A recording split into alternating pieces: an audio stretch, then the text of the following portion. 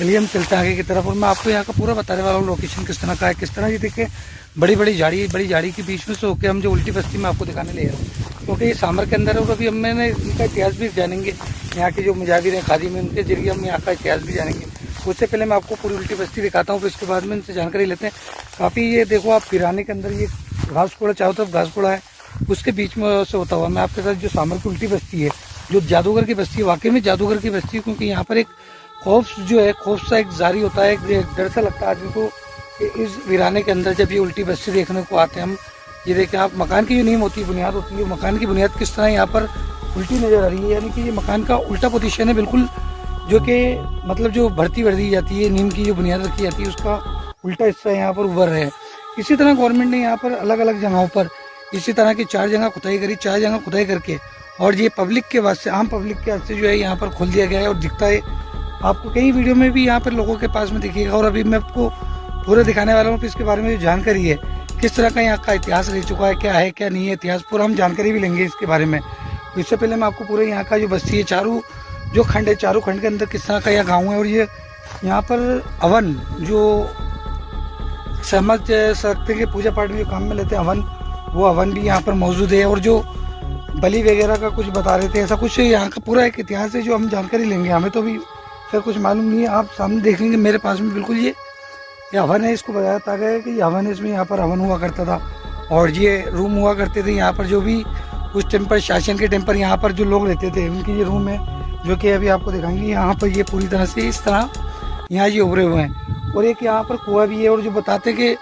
अभी बताया था और लोगों से सुना भी था कि यहाँ पर जो बलि वगैरह दी जाती है उसका भी यहाँ पर ये छोटे छोटे जो तो आप खंड देख रहे हैं, ये यहाँ पर जो खंड देख रहे हैं, ये मैं नहीं कह रहा हूँ, क्योंकि इतिहास जो लोग कहते हैं, जो सुनता हुआ आया हूँ कि भाई यहाँ पर इस तरह होता था, वही मैं आपके साथ शेयर कर रहा हूँ। मेरे पास से, मैं अपने पास से कुछ नहीं बता रहा हूँ, जो यहाँ जानकारी मिली। और अभी यहाँ के जो मुजाहिर दरगाह, जो पास में दरगाह है, मखदूम शाह की जो दरगाह है, उनके जो खादिम है, उनसे भी हम पूरी जानकारी लेंगे और उनसे पूरा यहाँ का इतिहास मालूम करेंगे। इससे पहले मैं आपको दिखा रहा हूँ कि ये मतलब वो बली वाली जगह बताते हैं। और ये पास में जो हवन कुंड बताते हैं, उसके ठीक पास में ही ये घर हैं, 2 4 5 घर है जो उल्टे हैं। उसके पास में कुआं भी हुआ करता था किसी टाइम में, जो कि इस वक्त कुआं भी पूरी तरह से, आप ये देखेंगे ये कुआं भी पूरी तरह से उल्टा है। और इसमें भी तो हालांकि कुछ नहीं है, खाली पड़ा हुआ कुआं, मगर कुआं भी पूरी तरह से खाली है। तो आइए चलते हैं और आगे चल के जो यहाँ के मुजाहिर हैं, जो यहाँ के खादिम है दरगाह के, यहाँ जो जिससे दरगाह के जैसे मखदूम शाह की दरगाह की ऐसी बस्ती जानी जाती है, पृथ्वीराज की बस्ती बताई जाती है। तो किस तरह का इतिहास रह चुका है पृथ्वीराज के टाइम पर, आइए चलते हैं और खादिम साहब से जानकारी लेते हैं। और यहाँ जो एक मतलब अलग ही फीलिंग महसूस होती है यहाँ पर, जब हम इस वक्त मैं इस वीडियो को शूट कर रहा हूँ, आप देख होंगे कि बिल्कुल सन्नाटा और अजीब सी एक फीलिंग, यानी कि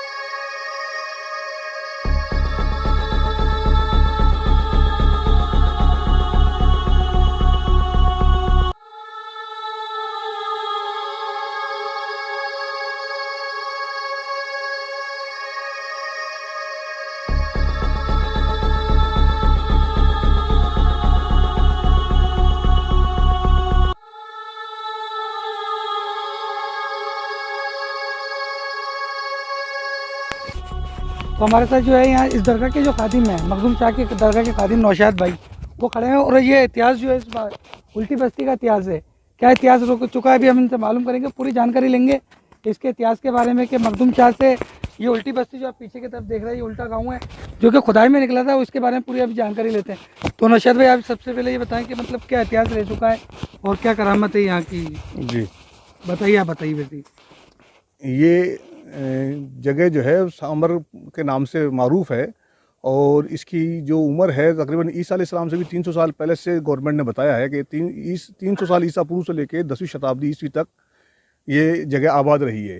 और ये पहले सामर के नाम से मारूफ है। पृथ्वीराज चौहान जो प्रथम थे, उनकी ये जो है राजधानी रही है।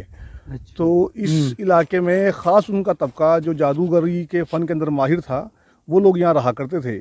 और जब राजा के सामने कोई फ़ौज आती थी और वो ताकत और तलवार से उसको जेर नहीं कर पाते थे, तो इन लोगों को फ़ौज के सामने लेकर के आते थे। यहाँ बेसिकली तांत्रिक लोग रहा करते थे। तो वो अपने तंत्र मंत्र से सामने वाली फौज को जो है उसका निज़ाम बिगाड़ दिया करते थे और इस तरीके से यहाँ का राजा जो है उन पर गलबा हासिल कर लिया करता था। तो राजा की हर समय ये लोग मदद को तैयार रहते थे, इसलिए राजा इनको फ्री हैंड दिए हुए थे कि ये इनकी हरकत पे कोई चेक नहीं होता था। और ये लोग अपने उस जादू के फ़न को आगे बढ़ाने के लिए आसपास के इलाकों से छोटे बच्चों को उठा करके उनको उनकी बलि दे दिया करते थे, जैसा कि हमने बुजुर्गों से सुना है। और बहुत सारी खुराफातें थी जिसकी शिकायत अगर पब्लिक राजा से करती थी तो राजा चूंकि इमरजेंसी में इनसे हेल्प मिलती थी इसलिए इनके खिलाफ कोई कार्रवाई नहीं करता था। जब मखदूम पाक सरकार यहाँ आए तो उस जनता ने सरकार से रब्ता करके और अपनी तकलीफ़ उनको बताई, तो आपने आकर के इनसे बात की कि तुम ये बच्चों को की बलि देने का और ये जो खुराफातें हैं इसको बंद करें। तो इन्होंने कहा कि इससे हमें शक्ति का अर्जन होता है। तो हज़रत मखदूम पाक ने कहा कि शक्ति का अर्जन करने के और बहुत सारे ज़रिए हैं, अगर आपको शक्ति हासिल करने का शौक़ है तो हम आपको सीधे रास्ते बताते हैं, उससे ईश्वर आपको अल्लाह जो है ऐसी ताकत देगा कि आपने कभी ज़िंदगी में नहीं देखी होगी। लेकिन चूंकि इन पे शैतान का गलबा था इसलिए इनको सीधी बात समझ में नहीं आती थी। तो सरकार मखदूम पाक ने यहाँ से जो नरम दिल के जो लोग थे उनको एक एक करके यहाँ से निकाला और एक एक को कहा तुझे यहाँ नहीं रहना है, तुझे यहाँ नहीं रहना है। तो वो लोग यहाँ से सरकार की नसीहत मान के जो अच्छे लोग थे वो यहाँ से मुंतकिल हो गए और जादूगरों के जो पेशवा लोग थे वो यहाँ मुकीम रहे और उन्होंने सरकार से तजाद किया, फसाद किया। बहुत बार उन्होंने जो है ना सरकार के साथ में झगड़े फसाद करने की हालात बनाए। एक बार उन्होंने जब वो सरकार पर किसी भी तरीके से गलबा नहीं हासिल कर सके तो उन्होंने आपसे एक नुमाइशी जो है इस्लाम कबूल करने की और नसीहतें कबूल कर आपकी नसीहतें मानने की, तमाम सीधे रास्ते पर चलने की ख्वाहिशें ज़ाहिर की और शर्त लगाई कि हम आपकी तमाम बातें को मानेंगे, आप जो है एक बार हमारे यहाँ आकर के खाना खा लीजिए। तो वो खाना की जो है तासीर जो इन्होंने यहाँ तैयार किया था वो सरकार को वहीं पता लग गई। तो इन लोगों ने ज़्यादा इसरार किया तो सरकार तो नहीं आए हज़रत मखदूम पाक, लेकिन उन्होंने खुद्दामों को यहाँ भेज दिया था। तो खुद्दामों के सामने भी जब खाना लगाया गया तो उन्होंने भी खाने से माजरत ज़ाहिर कर दी और कहा कि हमें खाना खाने का हुक्म नहीं है, सिर्फ हमें यहाँ आने की इजाज़त दी है सरकार ने, तो हम खाना नहीं खा सकते आपका।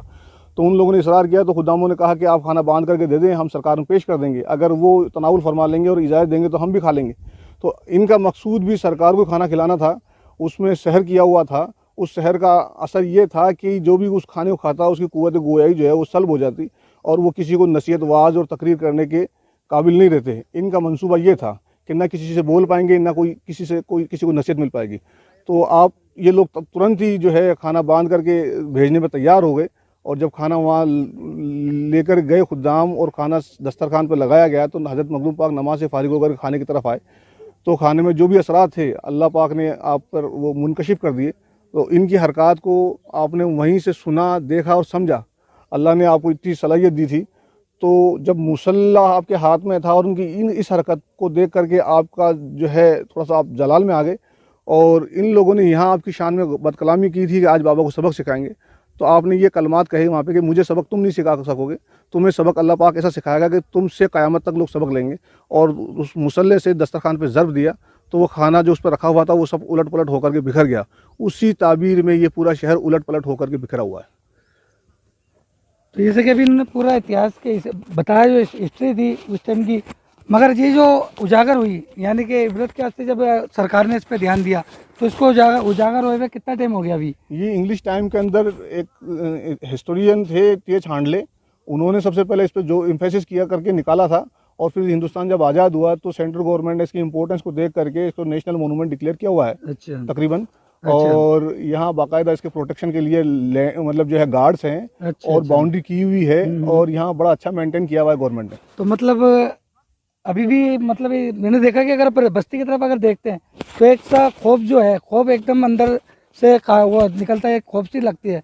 तो क्या मतलब अभी भी ऐसा कुछ यहाँ पर रखराते हैं कि जिससे बस्ती में देखने से मैंने अभी महसूस करा कि नीचे जब गड्ढे में अपन यहाँ मैं आपको दिखाना चाहूँगा, ये गड्ढे जो है ऐसे गड्ढे खुद के 4 जगह पर अलग अलग जगह पे मुकाम है। मगर जब मैं इनको कवरेज करने के वास्ते जब नीचे उतरने लगा उल्टा कुआ और ये तो मुझे एक ऐसा डर सा लगा। तो इसके बारे में आपका क्या कहना है कि मतलब ये अभी खौफजदा ये जगह क्या वाकई में कुछ ऐसा वाकया है? हाँ, ये इसलिए मतलब जो है ना अल्लाह पाक ने इसको एक इबरत का निशान बना के रखा हुआ है और इबरत का निशान ये क़यामत तक वाक़ई रहे। इसका इम्प्लीमेंटेशन सेंट्रल एक्ट्स के अंदर हो गया है। जो एसआई डिपार्टमेंट का जो एक्ट है उसकी सेक्शन 35 के अंदर ये